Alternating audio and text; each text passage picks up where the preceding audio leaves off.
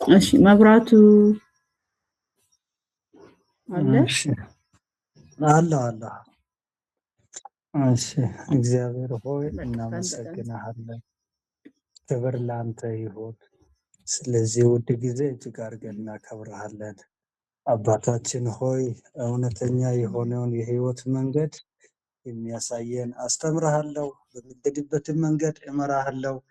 የሚያስተምርህ በምትሄድበትን መንገድ የሚመራ የእስራኤል አምላክ ቅዱስ እግዚአብሔር እኔ ነኝ እንዳልክ እግዚአብሔር ሆይ በዚህ ቃል ህይወታችንን፣ ቤታችንን፣ ኑሯችንን እንድትመራ በክርስቶስ ስም ጸልያለሁ።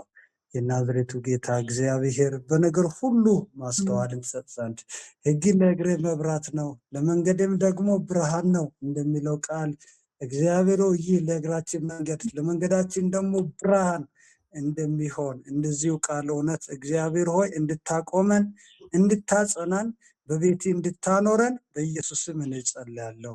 ደግሞም እግዚአብሔር ሆይ ይህ የምንማረው ቃል ለፍርድ ሳይሆን ብዙዎች የሚድኑበት እኛም ደግሞ ተባርከን የምንሸለምበት ቃል እንዲሆን በኢየሱስ መንፈስ እንድረዳን እለምናለሁ። እግዚአብሔር ሆይ የምታስተምረንን መምህር ደግሞ በኢየሱስ ስም እንድትረዳት እውነት የሆነውን ነገር እግዚአብሔር ሆይ እንደሚገባ እንዲገለጥላት እንደሚገባ ትናገር ዘንድ እንድትረዳት በጌታ ስም ለመንኩ። እንዲሁም ወገኖችንና እኔን ደግሞ እግዚአብሔር ሆይ ጆሮአችንን ሰጥተን ልባችንን ሰጥተን በአግባቡ እንድንሰማ ሰምተን ደግሞ ለራሳችንም ለትውልዳችንም በረከት እንድንሆን ኃይል እንድትሆነን በኢየሱስም ጸልያለሁ። የትኛውም ክፉ የመናፍስት ስራ በክርስቶስ ስም የታሰረ ይሁን። ጀምረናል በስም እግዚአብሔር ሆይ እንድንፈጽም ደግሞ እስከዚያ ድረስ እንድታደርሰን እንድትደግፈን እንድትረዳን በኢየሱስም ለመንኩ። ክብር ለአንተ ይሁን። ስም ይባረክ በኢየሱስ ስም አሜን አሜን። መብራቱ ጌታ ይባርክህ። እሺ ወደ ክላሳችን እንሄዳለን።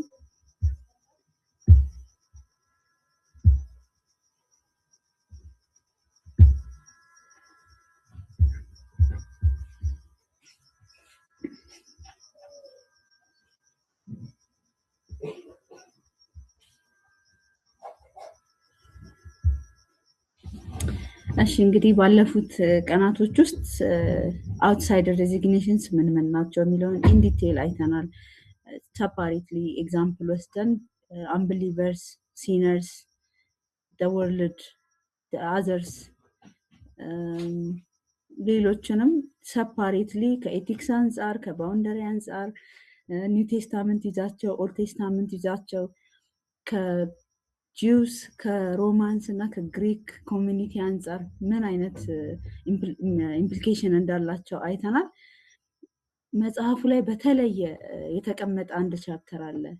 ባውንደሪ ስለ አውትሳይደር ዴዚግኔሽን ኤንድ ባውንደሪ ኮንስትራክሽን ኢን ኒው ቴስታመንት ይላል። ባውንደሪ ስሩአውት ዘ ኮርስ እያንዳንዱ ቶፒክ ላይ የተነሳ ኢምፖርታንት ፖይንት ነው። እንደ ቻፕተር መነሳቱም ያንን ሲግኒፊካንስ ለማጉላት ነው፣ ምን ያክል ኢምፖርታንት እንደሆነ ለማሳየት። ያለ ባውንደሪ ዜር ኢዝ ኖ አይደንቲቲ ብለናል። ዜር ኢዝ ኖ አይደንቲቲ ዊዛውት ባውንደሪ፣ ዜር ኢዝ ኖ አይደንቲቲ ዊዛውት ኢቲክስ ኤንድ ፕራክቲካል ዲሞንስትሬሽን ብለናል። ሶ ይህንን ባውንደሪ ፍሮም ዘ ፖይንት ኦፍ ቪው ፍሮም አውትሳይደር ዴዚግኔሽን ፖይንት ኦፍ ቪው ምን ይመስላል? እንዴት ነው ሴት የምናደርገው? ምንድነው ኢምፕሊኬሽኑ? ምንድነው ጥቅሙ ለኢንሳይደርስ የሚለውን እናይና ከዛ ሰመራይዝ ነው የምናደርገው። ሜቢ ስለ ኤግዛም ዴት ሴት እናደርጋለን፣ ኤግዛም ኮንቴንት እናያለን። ጥያቄ ኮሜንት ካላችሁም በዛው ቀጥልና እንጨርሳለን ማለት ነው። የዛሬ ኮንቴንታችን ይሄ ነው የሚሆነው። ሶ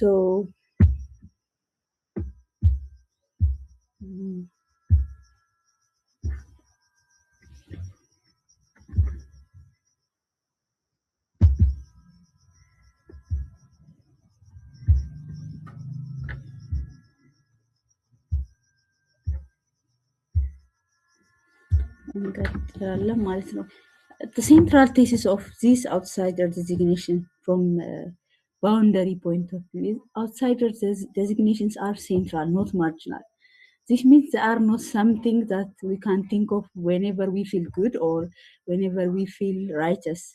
These are critical part of Christianity. These are critical part of our faith, because these outsider designations shape our identity, our boundaries, our ethics, and they also give us missional outlook, because these outsiders have the potential to be converts and insiders ማለት ነው። so ይሄ outsiders designation የምንለው ነገር ይሄ ጥግ ጥግ ላይ ያስቀምጠን የሆነ ሲመቸን የምንነካካው ነገር አይደለም። this is critical። ምክንያቱም ይሄ outsider designation ምን ይፈጥርልናል ብለናል? ክርስቲያን አይደንቲቲያችንን ሼፕ የምናደርግበት። ክርስቲያን አይደንቲቲያችን ዲፔንድ የሚሆነው በምናችን ላይ ነው? በፌዝ ላይ ነው ብለናል አይደል? ግን that phase ባውንደሪ እንዲያሰምር አውትሳይደር የሚባል እኛ የማይመለከተን እኛ የማንካተትበት እኛ አክት የማናረግበት ከሚሽን አንጻር ሳይሆን ከኢቲክስ አንጻር ከቢሄቪየር አንጻር ከካራክተር አንጻር ኢንቮልቭ የማንሆንበት ስፔሲፊክ አይደንቲቲ ይሰጠናል ማለት ነው። ሼፕ ያደርገናል ማለት ነው። ሌላው ዚስ አውትሳይደርስ አር አወር ሚሽንስ አይደል? ኤፌሶን 1ን ስናጠና እሱን ያየነው በቃ የተሰጠን ሚሽን ነው። በቃ ዓለምን ሁሉ በክርስቶስ መጠቅለል። ይሄ ዓለም አውትሳይደር ዴዚግኔሽን የምንለው ይሄ ዓለም ነው አይደለ? እኛ የሌለንበት ዓለም whereas we are in the part of the God's kingdom. So this world without God is our mission to to convince them, to bring them to God. So this gives us a mission outlook ማለት ነው። so ይሄ outsider designation critical part of our identity ነው ማለት ነው። central character of Christian identity ነው። so ስለ outsider ስናወራ የሆነ አካል ጉዳይ ውጭ ያሉ የማያምኑ ሰዎች ጉዳይ ብቻ አይደለም። የኛ ኢንሳይደርስ ነን የምንል የክርስቶስ ነን የምንል ሰዎች ሼፕ የሚያስይዝ ነገር ነው ማለት ነው። so it's very important and it's critical part of our identity. So diversity of, when you talk about diversity of outsider designation, the New Testament uses multiple terms for outsiders. We have been discussing these points in the past classes, because some of these designations described relation with God. Those outside, when we say those outside, it's only based on the relationship with God. The relationship is the vertical relationship. So those who have the relationship with God is called insiders, whereas those who have not, who are not part of this relationship is called outsiders. In the Jews context, those who are part of the covenant or Israelites are called insiders. Those who are outside that covenant is called outside. It's totally relational. When you come to New Testament, it's totally faith-based. When we see the outside designation unbelievers, is faith-based. It doesn't involve their ethnicity, their character, or their behavior. It only describes their faith in Christ. The others, the sinners, the unrighteous, is based on their ethics and character and their, their involvement in different religious activities. So this outsider designation, specifically sinners and unrighteous, are related with human ethics, human moral values, their characters and activities. So the other is Gentiles. When we say Gentiles, all the community, including us, except the Israel community, we are called the Gentiles because it's totally ethnic based. So we said that the New Testament outsider designation is a continuity of outsiders. No, a continuity of the Old Testament. So the New Testament community used this word Gentiles because they came from the Old Testament. So they used it in the New Testament as they were using it in the Old Testament. The other thing that we see, the outsider designation called the world this age is totally cosmic. It's a spiritual world description. As Paul was saying, we are fighting not the blood and the flesh. we fight with the spirits. This is totally not physical. It's totally part of spiritual world. So እነዚህ ነገሮችን አውትሳይደርስን በምን ከፋፈልን ከአዲስ ኪዳን አንፃር በምን ተጠቀምናቸው የሚለውን ፓርት ያየነውን እንደ ሰመሪ ነው ይሄ። ሶ ከቴዎሎጂ አንፃር፣ ከሞራል ቫልዩስ አንፃር፣ ከነገድ አንፃር፣ ከስፒሪቹዋል ወርልድ አንፃር፣ ከኮቨናንት አንፃር፣ ከእግዚአብሔር ጋር ካለ ግንኙነት አንፃር ሁሉ አይተን እነዚህ አውትሳይደር ዴዚግኔሽንስ እንደተሰጧቸው አይተናል። The other ደግሞ according to Paul, we have seen that this outsider, part of outsider designation is looking backward to our previous life. Even though we are insiders currently, we are part of God's kingdom now, our previous life was part of the outside world. So it reflects our previous history. Before we become insiders, we all were outsiders. So this diversity reflects real total flexibility, not confusion. There is no confusion here. These outsiders do not have any confusion. They know what they believe. They know what they are. They know what they are against. So there is no confusion here. They know who they are, and we have to know who we are. Because we said that this outsider designation shapes the Christian identity. So when we say that they know their identity, they know what they stand for, we have to protect and we have to set a boundary for what we are. So since we say that we are insiders, we are part of the kingdom of God, so we have to protect that line. So despite these different terms, as you see, there are many terms here: the Gentiles, the world, unrighteous, sinners, unbelievers, outside. So there are many terms to describe the outside world, the outsiders. Despite these many terms of expressions, the outsiders are outside the community of salvation. Those who are outside the community of the salvation in general. They are, whether you call it unbeliever, sinner, the world, age, or any other outsider designation, they are not community of the salvation. They are not part of the kingdom. So, in other words, they are not under church discipline. So you cannot tell them what to do. The church leaders do not have power over them because they are not under church discipline. But they are potential converts. So we have to approach them differently. One of the warning, this warning comes from Jesus and Paul, as I remember it from previous classes. Do not create distinctions that texts do not make. For example, Peter, we have seen the event of Cornelius, yeah? So he has his own boundaries. The previous boundaries that he created while he was Jew. He was Jew still, even though he was transformed in life. He was Jew, so he have his own boundaries. He doesn't eat with Gentiles. He doesn't have any relationship. He doesn't worship with Gentiles. But when God asked him in vision that he has to do some things with Gentiles, no, I don't do that. But in his vision, he saw that these distinctions are not part of this text in New Testament, especially because all are creation of God. So this salvation is come for the sick and for those who needs it, not for the healthy one or not for the ones that believe that they are saved. So we have to be careful that not to create distinctions that the text do not make. So be careful not to use these outsider designations improper or improperly. So the outsider language as boundary marking, This outsider designation function to define community membership. Which community member?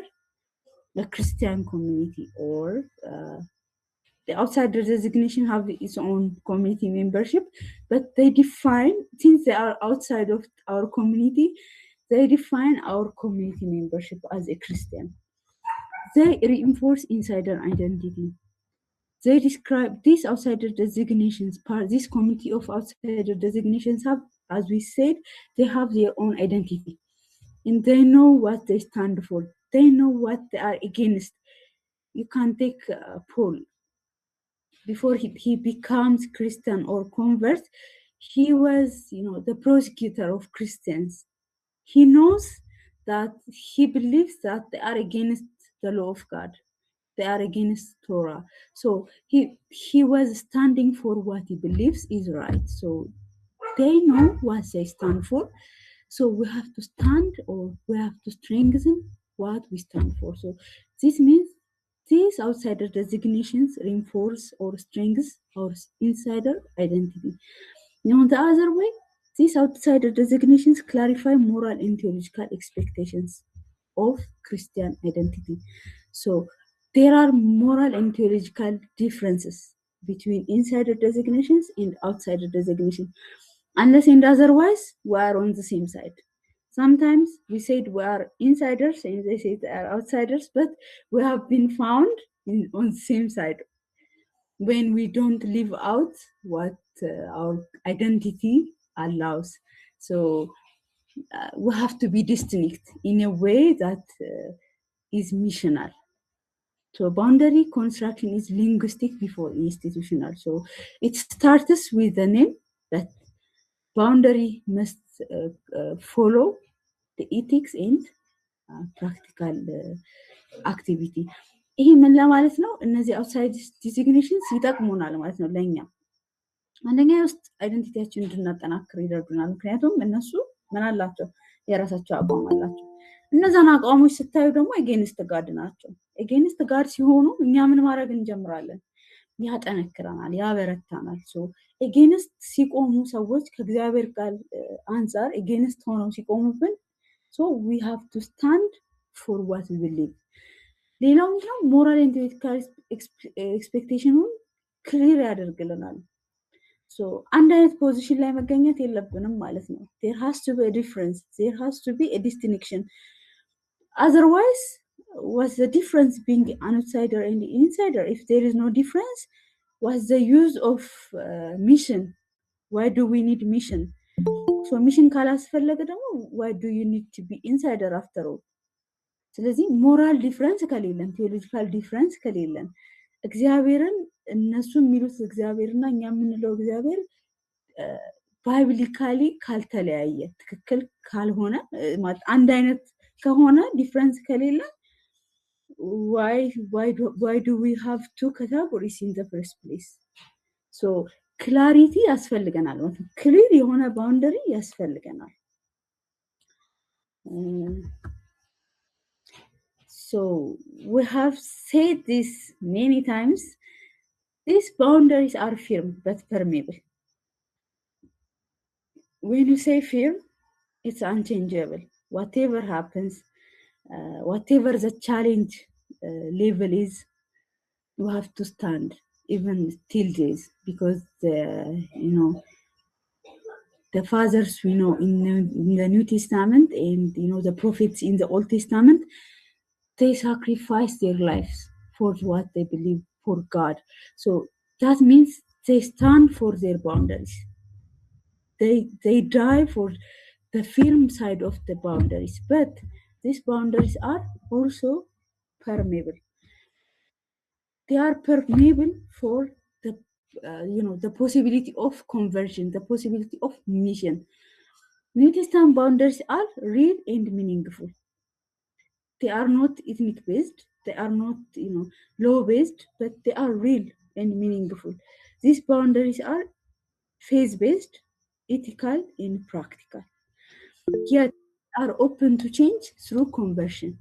So as we say, these outsiders are always the possible converts.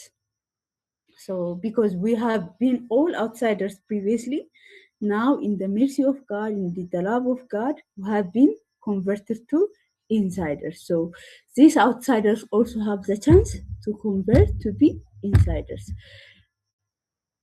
Evidence for that is outsiders attend Christian gathering. This evidence shows that there is a permeable side of boundaries.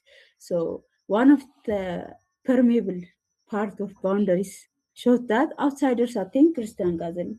For example, if an outsider wants to worship with us, or for example, on Sunday worship,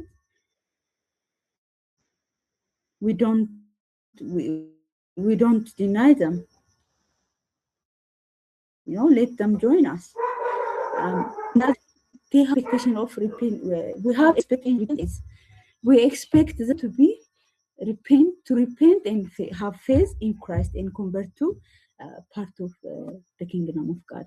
The third one is the evidence that these boundaries are permeable. God's love directed towards the world. This is directly stated in John 17, as we have been studying last week. He came to save the world, to save the sick, to seek justice, to give justice for the world. So this is what God's love directed. So we have to follow that. So God's love is directed towards the world. So we don't have to close our doors for them. It has to be open for them for conversion. Yet we have to, we have to have a firm boundary. So we have to have a line permeable, and that is not permeable, which is firm. So ይህንን ብዙ ጊዜ አውርተነዋል። እንደ ሰማሪ ነው። በአዲስ ኪዳን ክፍት ነው በራችን አይደል? ለኮንቨርሽን ብለን በባውንደሪ ጥርቅም አድርገን ከነሱ ጋር ሶሻል ማይኖረን ከሆነ ምንም አብረን መስራት ማንፈልግ ከሆነ ሌላም ግንኙነቶቻችን ሁሉ ጥርቅም አድርገን ባውንደሪያችን ፊርም ነው የምንል ከሆነ ሚሽን ኦፖርቹኒቲ አይኖረንም ማለት ነው። ክሎዝ መሆን የለብንም። ሶ we have an opportunity for mission. on the other side ደግሞ እምነታችንን በተመለከተ አቋማችንን፣ ኢቲክሳችንን፣ ካራክተራችንን በተመለከተ ደግሞ ፊርም መሆን አለብን። ስለ ኢሞራል አክቲቪቲ ከአውትሳይደርስ ጋር ለመግባባት ወይ ደግሞ ለሚሽን በሚል ሰበብ ፊርም መሆን የነበረበትን ሞራል ቫልዩአችንን ኢሞራል አክቲቪቲ ውስጥ ኢንጌጅ ሆነ ማፍረስ እንደሌለብን ነው። ይሄ አስፈላጊ እንዳልሆነ ኒው ቴስታመንት ላይ አይተናል። እነዚህን ሰዎች የምናይበትንም መነጽር ደግሞ መቀየር እንዳለብን ፖል ሲያስተምር በሰፊው አይተናል። ምክንያቱም እግዚአብሔር ቃል የሚነግረን ዓለምን ሁሉ በክርስቶስ ለመጠቅለል የመጣ ፍቅር ነው። አሁን ላለነው ወይ ደግሞ አንዳንዶች እንደሚሉት ለሆኑ ሰዎች ብቻ ዳይሬክትድ የሆነ የእግዚአብሔር ፍቅር አይደለም ያለው። የእግዚአብሔር ፍቅር ለማን ነው? ለሁሉም፣ ለዓለም ሁሉ አይደለ? even though some believe that they are different, yet we are not different because all have sinned.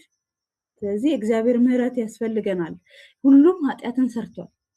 ስለዚህ ሁሉም ምን ነበረ? ከእግዚአብሔር ቃል አንፃር ሁሉም አውትሳይደር ነው including the Israelites. so ሁሉም አውትሳይደር እንደመሆኑ ሁሉም የእግዚአብሔር ፍቅር ለመዳኑ ያስፈልገዋል። ስለዚህ ይህ ፍቅር የተሰጠበትን እግዚአብሔር ያከበረውን እግዚአብሔር ሳክሪፋይ ያደረገበትን ፍቅር እኛ ዲፍረንትሊ ልናየው አንችልም።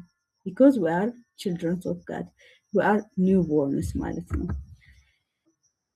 ከኤቲክስ አንፃር this outsider designation or outsider language, ethics flow from identity. I think we have already discussed insiders live differently, definitely, because we have different leader, because we have led with love and mercy of God, and outsiders have different leader, they have different guidance. So our system, they are the old version of humanity we see አይደለ? we are newborns.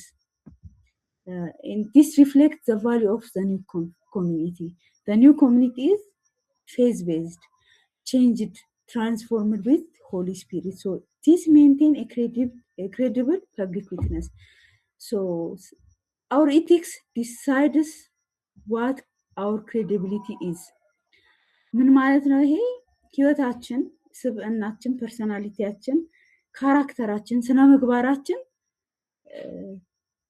የምስክርነታችንን ዋጋ ቫልዩ ያደርገዋል። የምንሰጠውን ዋጋ፣ ክርስቶስን የምናሳይበትን ቫልዩ፣ የምናወራው ነገር ስነ ምግባራችን ዲፍረንት ከሆነ ያ ቫልዩን ከፍም ዝቅም ያደርገዋል ማለት ነው። ሶ ምስክርነታችንም ተልኳችንም ሚሽናችንም በምን ዲፔንድ ይሆናል? ኢቲክሳችን ላይ ዲፔንድ ያደርጋል። Ethics is not everything. I'm not saying that ethics is everything. Not everything. Because we said that identity precedes ethics. አይደለ? አይደንቲቲ ይቀድማል። ከዛ ኢቲክስ ፎሎ ያደርጋል አይደል? ከዳንን በኋላ ነው የዳነ ሰው ካራክተር ዴቨሎፕ እያደረግን የምንሄደው እንጂ ካራክተራችን ስብዕናችን አይቀድምም። ካራክተራችን ክርስቲያናዊ ካራክተር ክርስትና ወይ ደግሞ ከተለወጠ ማንነት አይቀድምም። ሶ መዳን ይቀድማል በክርስቶስ። ከዛ በኋላ የዳነ ሰው ቢሄቪየር፣ የዳነ ሰው ካራክተር ከኛ ይጠበቃል ማለት ነው። ሶ these characters, this flow of ethics in our life, they value our credibility in the public. ስለዚህ በህዝብ ዘንድ ወይ ደግሞ በማህበረሰባችን ዘንድ ስለምንናገረው ነገር፣ ስለምንኖረው ህይወት ስነ ምግባራችን የሚለው ሌላ፣ የምንኖረው ነገር የምንናገረው ሌላ ከሆነ ክሬዲቢሊቲ ማለት ቫልዩን ያሳጣዋል፣ ታማኝነቱን ያሳጣዋል። ሶ ንግግራችን ወክ ዘ ቶክ ነው የሚባለው አይደል? ወክ ዘ ቶክ። ሶ የምንናገረውን የማንኖር ሰዎች ከሆነ ንግግራችንን ብቻ ቫልዩ የሚያደርግ ኮሚኒቲ የለም። even the children's more learn from our activity than our our talk. So Christians are not called to destroy Christians are not called to withdraw, but to engage wisely. So we are not called to not to engage with them, but we have to engage with boundary. አይደለ? ከዓለም ዮሐንስ 17ን ስናጠና ምንድነው? ዓለም እኔ ሰጠዋቸው፣ የሰጠኝን ሰጠዋቸው። ስለዚህ ዓለም ጠላቻቸው። ስለዚህ ግን እኔ አሁን ከዓለም እንድታወጣቸው አይደለም የሚጠይቅህ ይለዋል ኢየሱስ። ከዓለም እንድታወጣቸው ሳይሆን በዓለም እያሉ ግን በዓለም ውስጥ የሚኖሩበትን እውነትን የሚያሳዩበትን ጥበብ እንድትሰጣቸው ነው ይላል። ከዓለም ዊዝድሮ እንድናደርግ ወይ ደግሞ እንድንመንን አይደለም የተጠራ ነው በጥበብና በማስተዋል እንደ እግዚአብሔር ቃል እንድንኖር ነው። we are called to live together with boundaries, to engage wisely ማለት በቃ ይሄ ነው። በዓለም ሳለን የምንኖረው ግን ደግሞ ስንኖራቸው አብረን የምንኖራቸው ኮሚኒቲ or the insiders and outsiders, we have to engage according to the scripture ማለት ነው። outsider designation and mission, the outsider language names difference clearly. So there is a difference, obviously there is a difference between insiders and outsiders. These differences are theological, as previously we have seen, they are different in theology, they are different in naming, they are different in the New Testament, even they are different in ethnicity. When we have seen about Gentiles, it's about ethnicity.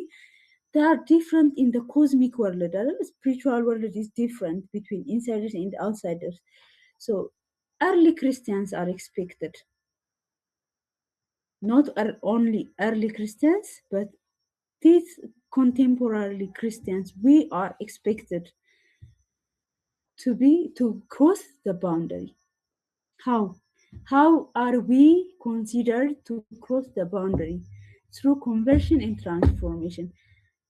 This means we have been across the boundary before. we have been outsiders አይደል? ውጪ ነበርን እኛ ከዚህ ከተቀመጠው ከአጥሩ ውጪ ነበርን፣ ከመንግስቱ ውጪ ነበርን። ግን ያንን ባውንደሪ ክሮስ አደረግን። በምን? በማመን በኮንቨርሽን በመለወጥ አይደለ?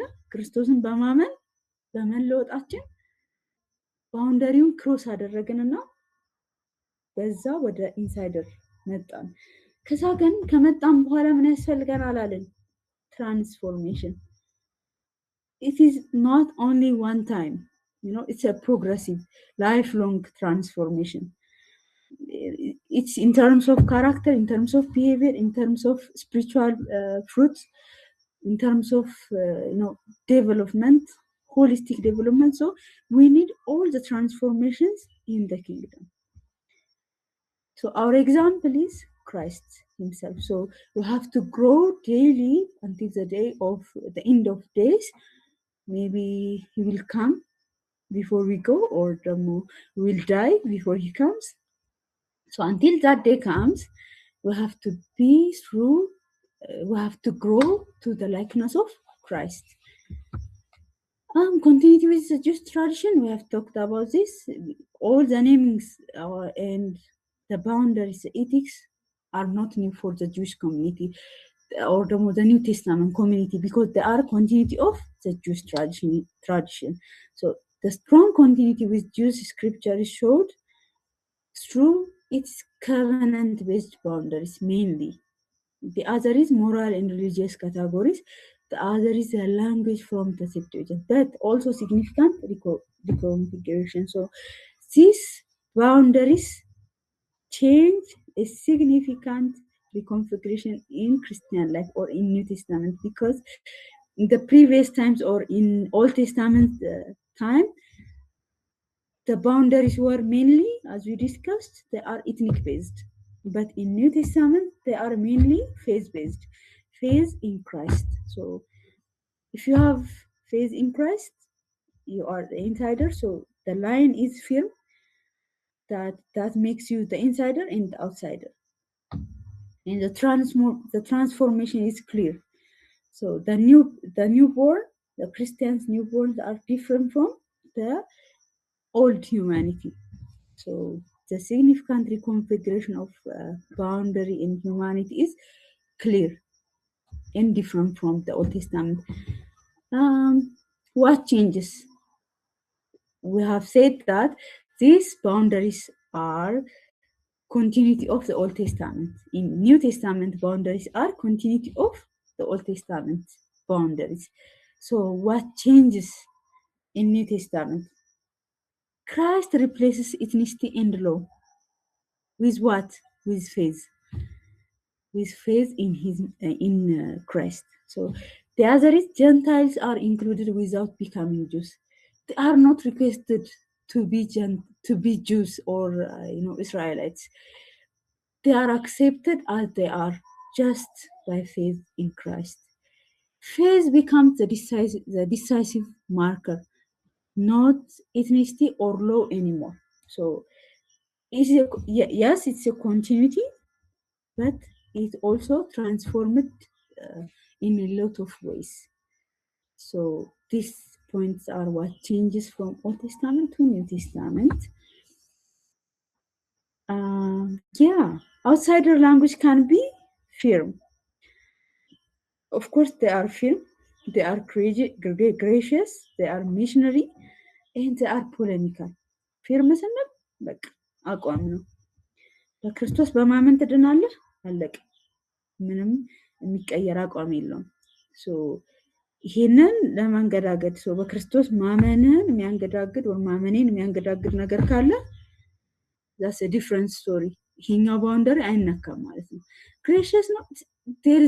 I don't have any contribution in my salvation ማለት ነው።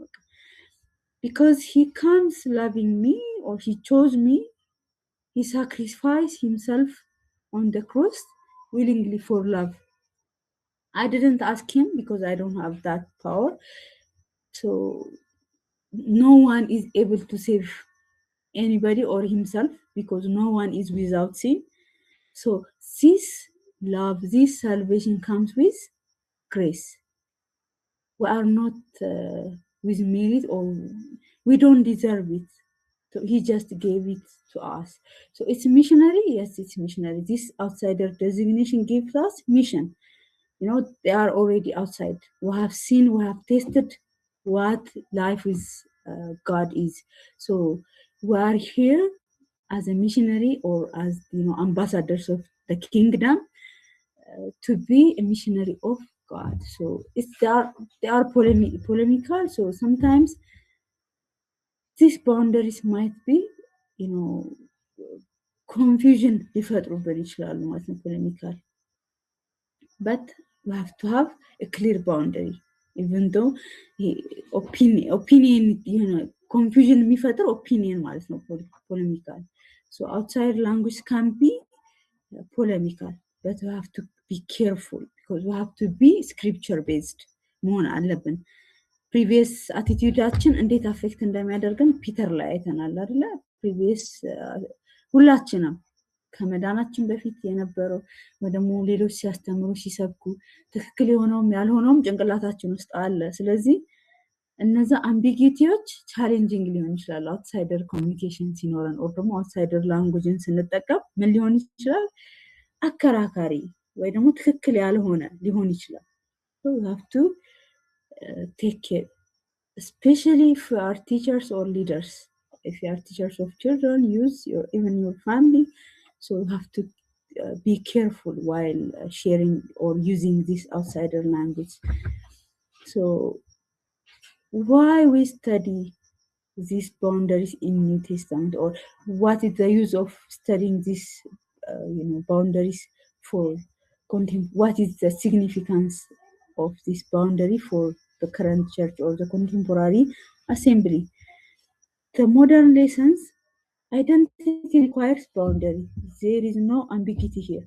You know, we need boundaries to shape our identity. Without boundary, if we are mixed in every way, there is no such thing called identity. There is no identity. Boundaries do not negate love. Yes, you know, it doesn't mean that you don't love them. Setting boundary is important, even within the families, you know, even between mother and child, even between wife and husband. Boundaries are important everywhere. But coming to the Christian world, between insiders and outsiders, there has to be clear boundaries.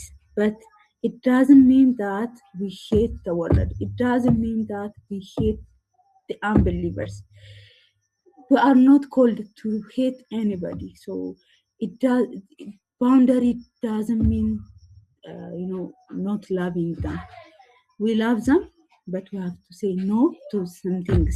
We have to say no, I can't do this. This is my boundary. So that shapes our identity. Language shapes perception and practice, of course. The challenge, clear identity without hostility.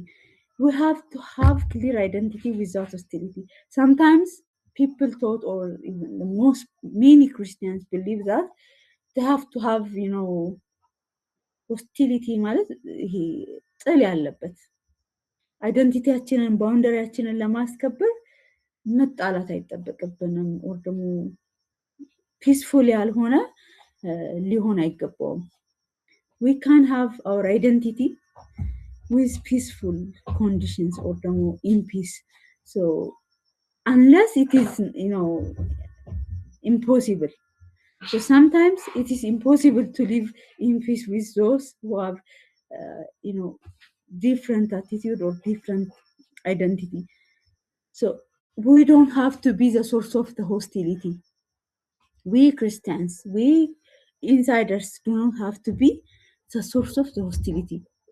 But that hostility, if that hostility comes from the outsiders because of our boundaries, that is the right thing to do. Because, we are not safe. We are not, Christ himself faced this hostility from the world. So who are we after all? We are the children of him. We are the followers of God. We are the followers of Christ. So we are not safe from hostility of the world. but we don't have to be the source of hostility. But if that hostility comes from the boundary we set based on scripture, so that is according to the will of God. That's okay. The other thing is openness without losing distinctiveness. We have to live different. We Christians, the church has to be open for the outsider community, for the unbelievers. Yet, the church has to have this distinct character and ethics according to the scripture. So, unless we have this distinct or specific different characters that makes us different from the world, so where is the point? What is the point of being the light to the world? So when will we be the salt to the world? So this distinctiveness gives us a mission. ይሄ ምንድነው ማለት የፈለግነው? ቤተክርስቲያን ኦፕን ናት፣ በቃ ለሁሉም አይደለ? ላመነም ላላመነም ኦፕን ናት። ላመኑ ሰዎች ኦነር ናቸው አይደለ? ባለቤት ናቸው። ቤተክርስቲያን እነዚያ ያመኑ ሰዎች ስብስብ ነው፣ አካል ናቸው። ከዛ ውጭ ላሉ ሰዎች ግን ኦፕን ሀርት ነው ያላት፣ ፍቅር ዲስ ባውንደሪስ እንዳለ ሆኖ በፍቅር ኦፕን ናት። ግን ዲስቲንክት የሆነ ካራክተር ደግሞ ያስፈልገናል አይደለ? የምንለይበት ለመለየት ብለን ሳይሆን የምንለየው ስክሪፕቸርን በህይወታችን ከመኖራችን የተነሳ ኢቲካል ላይፍ ከመኖራችን የተነሳ ዕለት ዕለት ክርስቶስን ለመምሰል ከምናደርገው የህይወት ትግል የተነሳ መንፈስ ቅዱስና ጸጋ በህይወታችን ከመኖራቸው የተነሳ እነዚህ ነገሮች ግን በእነዛ ሰዎች አውትሳይደርስ በምንላቸው ሰዎች ህይወት ውስጥ ካለመኖራቸው የተነሳ ዲስቲንክት መሆን አለብን፣ ዲፍረንት መሆን አለብን። But if we say that we have Holy Spirit, we have grace, we have God with us, we have everything that God offers, and if we still are the same in every way with outsiders, those who do not have this privilege of God, if we live the same life with them, that's a problem. We have to see our life, we have to check whether we are really insider. Are we really insider who lives, who acts, who becomes outsider? ከዚህ በፊት ይህን ጥያቄ ፖል ይጠይቃል። አንዳንዶች አሉ ቲተስ ላይ አንስተን ቤተክርስቲያን ውስጥ ያለን ግን አውትሳይድ የሆንን ሰዎች ፊዚካሊ ኢንሳይደር ብንሆንም አውትሳይደር ልንሆን የምንችልባቸው ኦፖርቹኒቲ እንዳሉ ራእይ ላይ ይናገራል። ፖል ለቲተስ የጻፈለት እንትን ላይ መልእክት ላይ ይናገራል።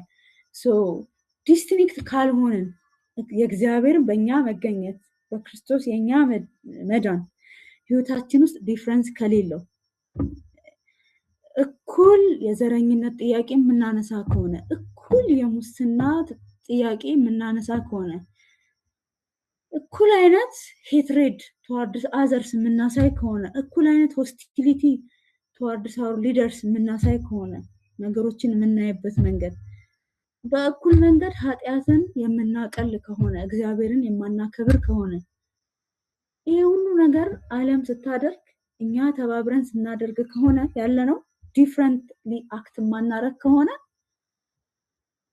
ዲስቲንክት ካራክተራችንን ሉዝ ካደረገን we are no more insider ማለት ነው። even though our names are believers or righteous, it doesn't matter. ስማችን ጻድቅም ሆነ አማኝም ሆነ ፕሮፌትም ሆነ whatever you call it, it doesn't matter. ህይወታችን የሚናገረው ዲፍረንት ከሆነ ህይወታችን our life speaks more than our speech, our tongue. ስለዚህ ኦፕን እንሆናለን ለአውትሳይደር ወርልድ ማለት it doesn't mean that we act like the outsider world. So but it's obvious as we discussed in the previous class, it's obvious that these are the problems of contemporary church. We are becoming part of the outside world. We are acting in the same way. We are not that much different from the outsider community. So this is a challenge of the contemporary church. In conclusion, outsiders' designations are indispensable to New Testament theology. There is no, we can't avoid them to, it's not, ትርፍ ነገር አይደለም ለማለት ነው። indispensable በቃ ይሄ it's important, it's very important to New Testament theology. These outsider designations are very, very critical to New Testament theology because they define belongingness, whether you belong to the world or to belong to the insider community or to the, the children of God. They shape ethics, we have been talking that we have to have different type of ethics from the outside world. And these outside designations also have mission or missional outlook. They give us missional outlook for the insiders. So the more the world shows us how much they are in despair, in hostility, the more we have to feel compassion. The more we have to feel how God love saves us from that misery. So we with them, we work, we are sent to bring those people to the inside world. That's our mission. That's why we are here, according to Ephesians 1. The last one, boundaries are firm but permeable. We have discussed this. Boundaries are oriented towards grace and transformation. These boundaries are not always our capacity. In the Old Testament, we have to keep the law, even though it is impossible to completely obey the law inside and outside. They have been lived by that law. But in the New Testament, we have grace and Holy Spirit to challenge the sinful life and this, human sinful nature. So these boundaries oriented us towards transformation, change in grace, change in Holy Spirit, change in life and character. These are discussion questions. Why are boundaries necessary for Christian identity? How can churches today maintain permeable boundaries? What danger arise from misusing outsider language? So maybe we choose the first thing. አንደኛና ሁለተኛ ጥያቄ ላይ አንድ ሰው ቢናገር በቂ ነው አይ ቲንክ። ከዛ ሰመሪ ነው የምናደርገው።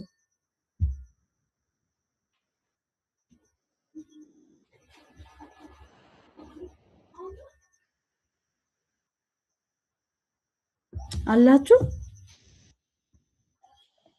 አለን በጣም ይስማል። ኦኬ ሶ ሜቢ አንድ ሰው ከአንደኛ ጥያቄ ላይ እና ሁለተኛ ጥያቄ ሪፍሌክት ያድርግና ኦቨርኦል አውትሳይደር ዴዚግኔሽን ሰመራይዝ አድርገን ስለ ፈተና ዲስከስ አድርገን እንጨርሳለን።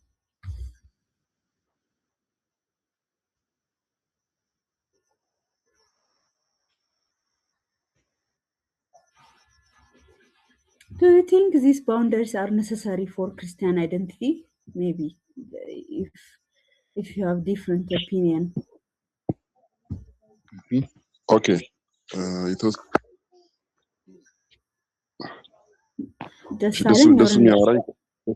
ደሱ የሚያወራኝ ከሆነ ያወራ እስኪ ነው ይወራል።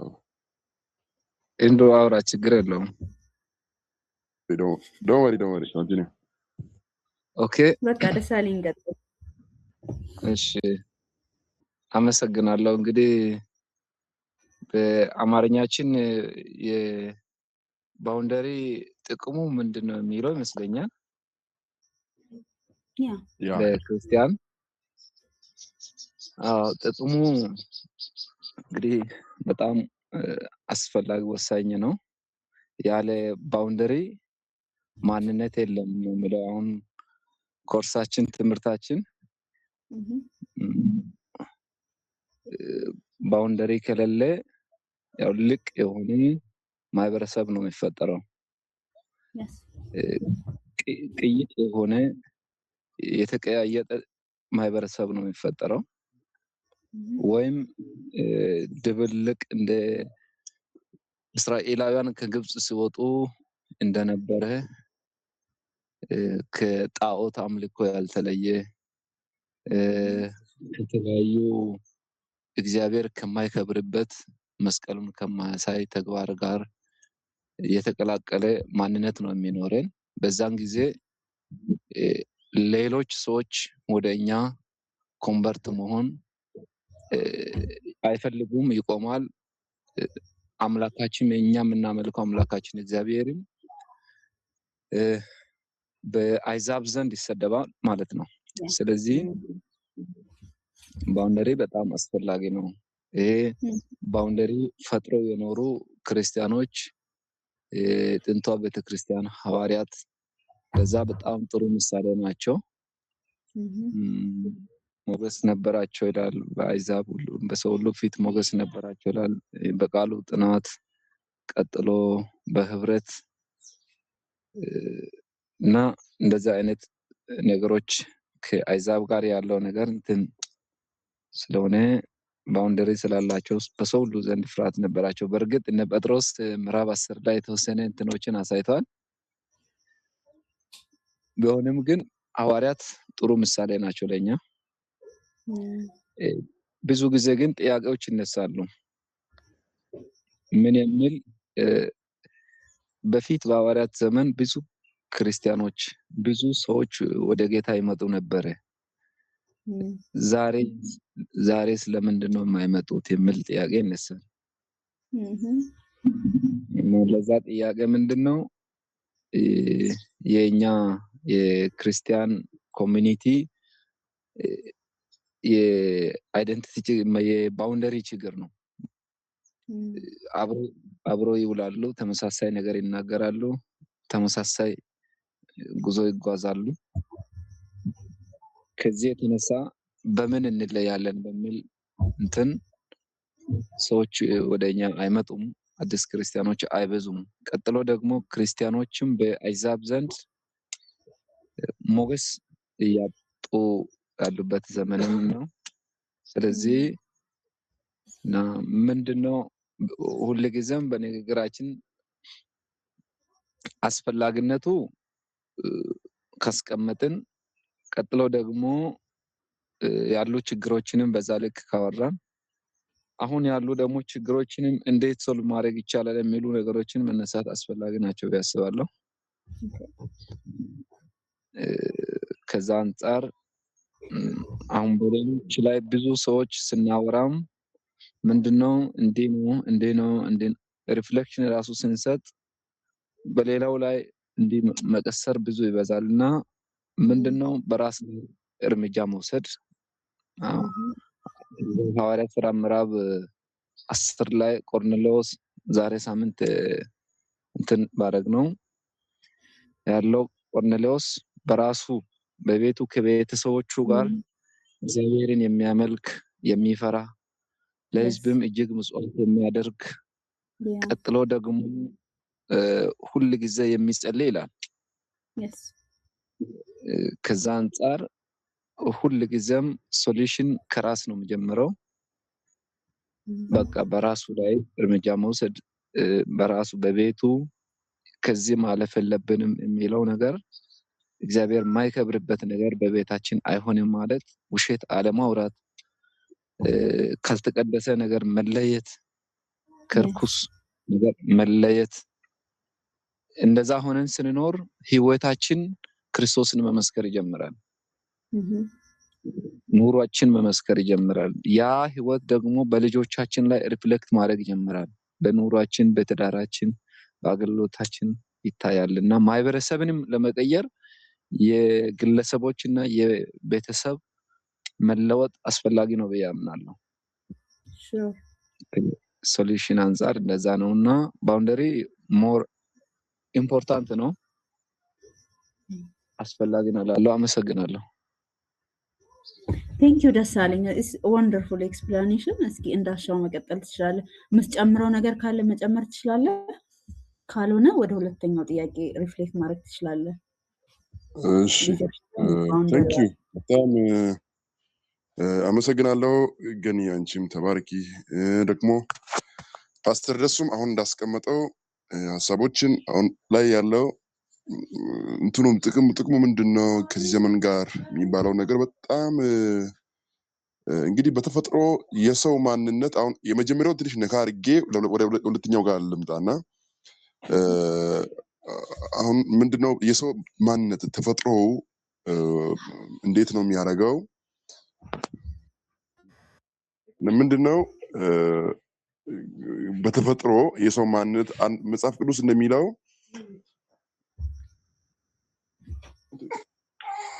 ሶሪ እና ምንድነው መጽሐፍ ቅዱስ መክብብ ላይ እንደሚናገረው አይን ከማየት አይጠግብም ጆሮም ከመስማት አይሞላም የሚል ሐሳብ ጥቅስ አለ እና ሁልጊዜ ካልተገደበ መሻት ጋር የተያያዝን በተፈጥሮ ይሄን ነገር መንፈሳዊ ደግሞ መሆናችን እሱ ነገር ቆርጦ አልጣለም አለ ስቲል ይኖራል ከኛ ጋር አንትል ዴይስ ማለት ነው። ሶ አሁን ምንድነው እንትኑ አስፈላጊነቱ ምንድነው? በጣም ያስፈልጋል ለክርስቲያኒቲ አይደንቲቲ በጣም ያስፈልጋል።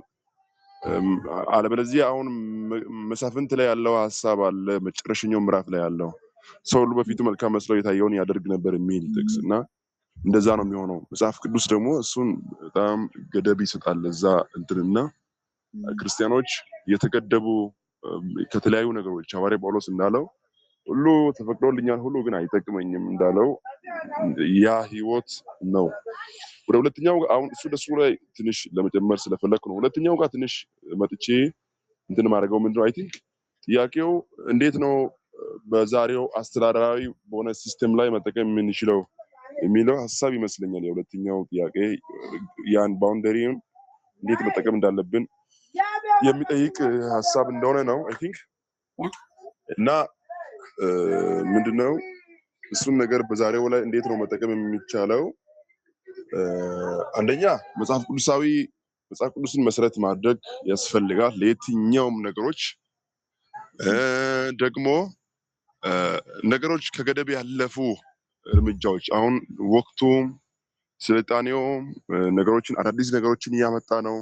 ሰው ደግሞ የመጽሐፍ ቅዱስ መሰረት ስለሌለው ነገሮችን ጠቃሚ ሆነው ሲገኙ ደግሞ አዲስ በጣም ደስ ስላለው ብቻም ለማድረግ እነሱ ነገሮችን ተግባራዊ ለማድረግ የሚፈልግበት ጊዜ ላይ ነው ያለ ነው። ስለዚህ ግን ምንድነው መጽሐፍ ቅዱሳዊ ማድረግ ነገሮችን ባውንደሪውን ለማስጠበቅ ባይብሊካል ባክግራውንድ እና መሰረቶች ሊኖሩን ይገባሉ።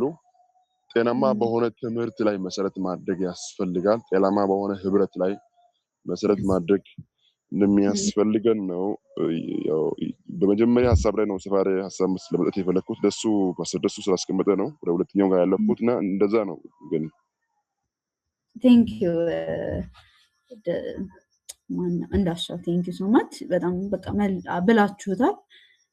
አሁን እናንተ ያላችሁትን ሰምራይዝ ለማድረግ ባውንደሪ ኢዝ ኢምፖርታንት ምንም ለዲስከሽን የሚቀርብ ሁሉ ፖይንት አይደለም የሚል ሐሳብ አንስተናል ቅድም።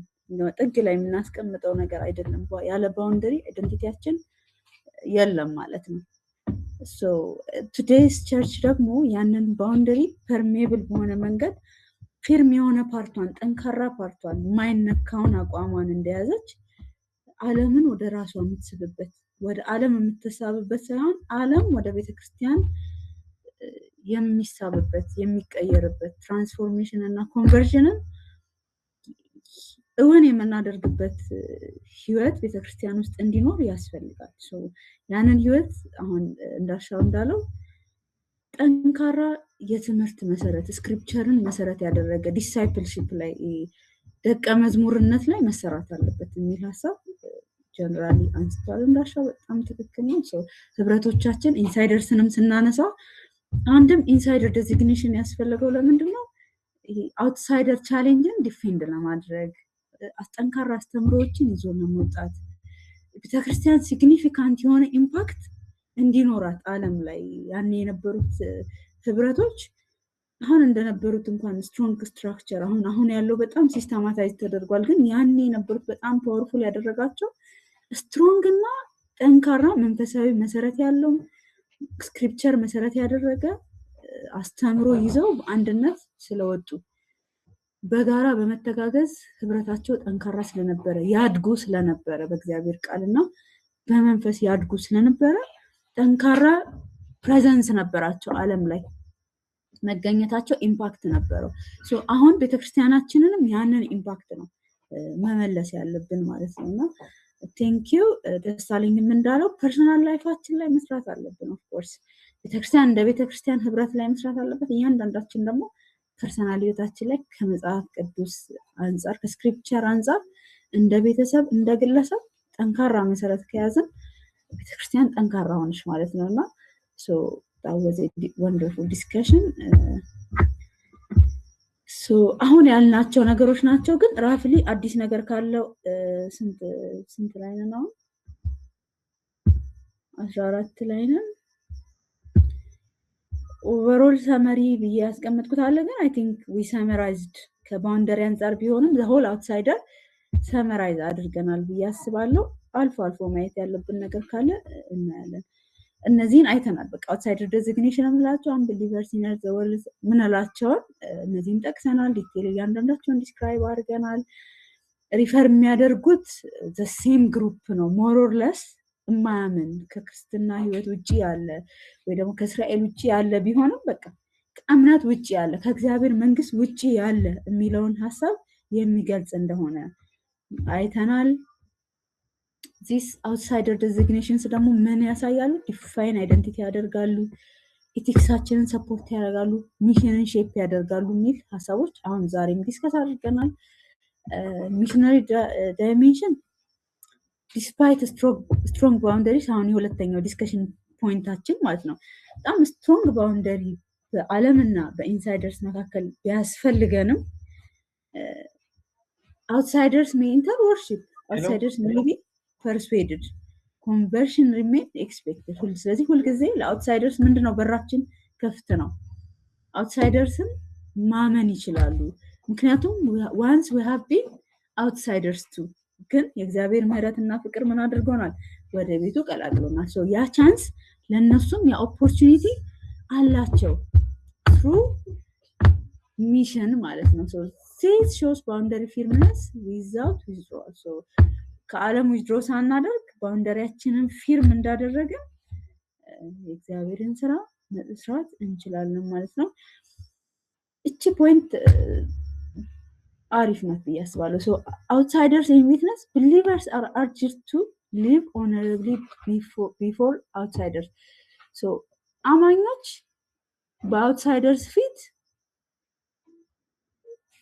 actually በአውትሳይደርስ ፊት ብቻ ሳይሆን በእግዚአብሔር ፊትም በሰው ፊትም ምን መኖር አለባቸው ህይወታቸው ምን መሆን አለበት የተቀደሰ የተከበረ አይደለ የሚከበር መሆን አለበት why because outsiders are observers parallel ያለውን because outsiders are observers ይመለከቱናል ያዩናል ህይወታችንን ምን ያደርጉታል ያዩታል we have to maintain good reputation ይሁን ስለስማችን ስለምናደርገው ነገር መጠንቀቅ አለብን አይደል even ኃጢያት ባይሆን እንኳን አይደለ ሌሎችን የሚያሰናክል ከሆነ ኃጢያት ከሆነማ ማለት በብዙ ርቀት አይደለ ሜንቴን ማድረግ ያለብን ርቀታችንን በብዙ ርቀት ነው ግን ኃጢያት ባይሆን እንኳን በህይወታችን good reputation እንዲኖረን ያስፈልጋል ምክንያቱም ምስክርነታችን ለማን ነው ለአውትሳይደርስ ነው ምክንያቱም they are potential converts ወደ ክርስቶስ ሊመጡ የሚችሉ እጩዎች ናቸው ካንዲዴትስ ናቸው ስለዚህ good reputation እና honorable የሆነ life in front of these outsiders and in front of God ሊኖረን ያስፈልጋል avoid unnecessary offense definitely ጠላቶቻችን አይደሉም they are not our enemies አይደል they are loved by God አይደል እግዚአብሔር ይወደዳቸው እስከ ሞት ድረስ የተወደዱ ሰዎች ናቸው እንጂ የኛ ጠላቶች አይደሉም። ስለዚህ unnecessarily እነሱን ኦፌንድ የሚያደርጉ ነገሮች እምነቶቻቸውን ዝቅ የሚያደርጉ ነገሮች ያሉ ይሁን ዲስግሬስፉል የሆኑ ነገሮች ዲስሪስፔክትፉል የሆኑ ነገሮች ከኢንሳይደርስ ምንድነው አይጠበቅም። ኢቲካልም አይደለም። ኢቲክስ ማለት ምን ኖረው ምናምን ብቻ አይደለም። ለነሱ ያለን አቲቲዩድም ምን መሆን አለበት? ኢቲካል መሆን አለበት። ዊዝ ሪስፔክት መሆን አለበት። አቲቲዩዳቸውን ሪስፔክት ማድረግ አለብን። ቢሊቫቸውን ሪስፔክት ማድረግ አለብን። እንሳተፋለን አክኖሌጅ እናረጋለን ማለት ግን አይደለም። that's keeping our that's breaking our boundary, but we don't have to offend them. We have to respect them. So we Christians have to avoid unnecessary offense, because these days it's common, these offenses are common between different religions. ስለዚህ we believers are not supposed to offend outsiders. We have to say this, everyone begins as an outsiders, because ሰው ሁሉ ምን አድርጓል? ኃጢአትን ሰርቶ ነበር አይደል? ፈሪሳውያንም ምንም አሁን ብትሏቸው ራሳቸውን ሌላ ፖዚሽን ላይ ቢያስቀምጡ ህግን አክብረን እንዲሆነ ቢሉ ሰው ሁሉ ኃጢአትን ሰርቶ ስለነበረ ከሳልቬሽን ጎሎ ስለነበረ ሁሉም ሰው ምንድን ነበረ? አውትሳይደር ነበረ። ፖል ሮሜ 5ን ስናጠና ምንድነው ይመክረን? ሉክ ኢንሳይድ አይደለ? እኛ ወደ ኋላ ስናያደር ሪቶሪካል ኩዌስችንስ ስንጠይቅ ስለማንነታችን ማን ነበርን? አውትሳይደርስ ነበርን። እነዛን አውትሳይደርስ የምናይበትን አይን ዛሬ እንድናስተካክል በትህትና በፍቅር እንዲሆን እና ደግሞ ይሄ ኩራት ከዚህኛ በእግዚአብሔር ቤት ያለን ጻድቆች የተሻለን ሰዎች ስለሆነን አይደለም የሚለውን መልእክት ሮሜ 5 ላይ ስናጠና አይተናል። ወደ ኋላ ተመልሰን ማየት ያለብን ምንድነው? እኛ ራሳችን አውትሳይድ ነበርን፣ ግን የእግዚአብሔር ምህረትና ፍቅር ምን አድርጎናል? ወደ ቤቱ መልሶናል። ስለዚህ ይሄን ስናስብ እኛ ውስጥ ሆነን ውጪ ያሉትን ጀጅ የምናደርግበት ሚንስ የለም። ውጪ ላሉት የበለጠ ርህራሄና ፍቅር የበለጠ ለሚሽን መነሳሳት ለተልኮ መነሳሳት ይሆንልናል ማለት ነው። ሶ ወደ ኢንሳይድ እዩ የሚል መልእክት አውትሳይደሩን ኢን ሂስትሪያችሁ እዩት የሚል መልእክት አለው ፖል። ሌላው ምንድነው? ቅድም እንዳልነው ቲተስ ላይ እንደጠቀስነው ፖል በተለያዩ መጽሐፎች ላይ ከሊደርሺፕ አንፃር ሲናገር ኢንስቲትዩሽናላይዝ ሆኗል አይደለ? አሁን ኢንሳይደር ኮሚኒቲ ስትራክቸር አለው አይደል? ሰብሳቢ አለው፣ መሪዎች አሉ፣ የተለያዩ ነገሮች አሉ። ሶ ሊደርሺፕን ሴፍ ጋርድ ማድረግ ያስፈልጋል ማለት ነው። አውትሳይድ ዴዚግኔሽን ሰርቭ ቱ ሴፍ ጋርድ ሊደርሺፕ ኢንቴግሪቲ። ሶ these outsiders might happen, as we discussed earlier, these outsider designations might happen inside the church as they identified themselves as insider.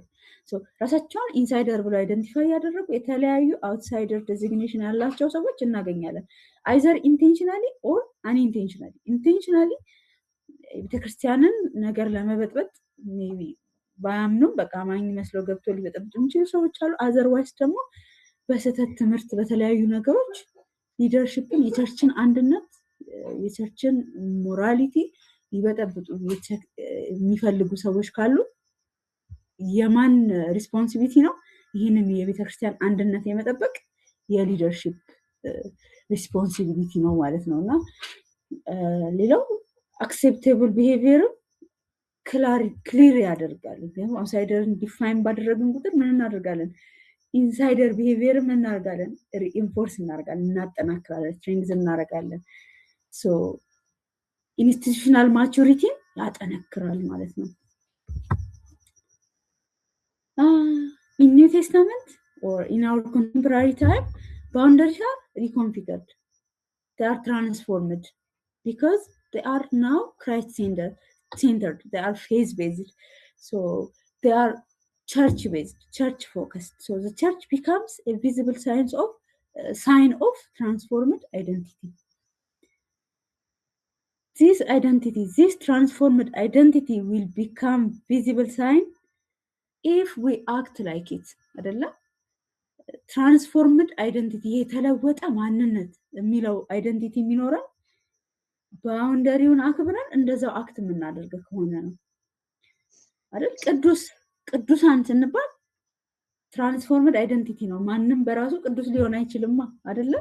ቅዱስና የተሰጠን እንዲሁ በነፃ አይደል? ከሰጩ አይደል? ቅዱሳን የተባልነው ከየት ነው? እኔ ቅዱስ እንደሆንኩት እናንተም ቅዱሳን ሁኑ ያለን እሱ ነው። ቅዱስ ስለሆነ ነው ቅዱስ የምንሆነው። ስለዚህ ቅዱሳን ስንባል እንደ ቅዱስ እግዚአብሔር ቅዱስ የሆነባቸውን ካራክተሮች ለምን ከዚህ ነገር የተለየ ስለሆነ ከኃጢአት ከክፋት ከዚህ ብለን ጠቅሰን ከነዛ ነገሮች እኛም የተለየ ህይወት እንደዛው አክት ካደረግን ምን ይሆናል? ቪዚብል ሳይን ኦፍ ቸርች ይሆናል ማለት ነው። ቅድስና የቤተክርስቲያን መለያ። ዋው አይ ክርስቲያኖች ይሄን አያደርጉም እነከሌ ይሄን አያደርጉም የሚል ትራንስፎርምድ አይደንቲቲ ቪዚብል የሆነ የሚታይ የሆነ ምልክት ይሆነናል፣ የኛ ምልክት ይሆነናል ማለት ነው። ይሄንን ኤግዛምፕል ኤርሊ ታይምስ ሲባል የድሮ ክርስቲያን ሲባል ኢንሂስትሪ ሰምታችሁ ታውቃላችሁ። እኔ የኖርኩበትንም ኤሪያ I came from the northern ኢትዮጵያ እና እነዛ ጴንጤዎች ማለት ቤታና አከራይ የሚባልና ነግሬያቸዋለሁ። ግን እነሱ በጣም ዲሲፕሊንድ ናቸው። አይጠጡም፣ አይረብሹም። እንዲህ የተለየ ይሄ ሴት ወንድ የመቀየር እንዲህ ብቻ የሆነ አንዲሲፕሊንድ የሆነ ኢሞራል አክት የላቸውም ሚል ምስክርነት ይሰጣቸው ነበረ። ቪዚብል የሆነ ትራንስፎርምድ የሆነ አይደንቲቲ ነበራቸው። ሶ ቤተክርስቲያን የአይደንቲቲ ያስፈልጋታል ማለት ነው። ኦኬ ናው ፋይናል ኤግዛም ዊል ቢ አውት ኦፍ 40%። ምርጫ ይኖረዋል፣ ትሩ ፎልስ ይኖረዋል። አንድ ጻፍ ጥያቄ አንድ ይኖረዋል። ዴፊኒትሊ ይሄ አሁን እስከዛሬ ስንሰራቸው ዲስከሽን ኮስችኖች ስንሰራ ከነበሩት ውስጥ አንዱ ነው የሚሆነው። ሶ ዲስከሽን ኮስችኖቻችን ደግሞ እንደምታያቸው ቀላሎች ናቸው። ቤዚክ የሆነ የአይደንቲቲ ዲስክሪፕሽን ኦር ደግሞ ፕራክቲካል የሆነ አይደንቲቲ ኩዌስችን ነው የሚሆነው። ስለዚህ ከባድ አይሆንም። ሞር ደግሞ የምትኖሩት እና የምንኖረው ህይወት ስለሆነ ይሄ የአይደንቲቲ ኮርስ ኢን ጀነራል አይ ቲንክ ቀላል ነበረ ብዬ አስባለሁ። እለት እለት እኔ ባነበብኩት ቁጥር እናንተ ጋር ለመምጣት ባየሁት ቁጥር ራሴን ያየሁበት ራሴ እኩል የተማርኩበት ኮርስ ነበረ።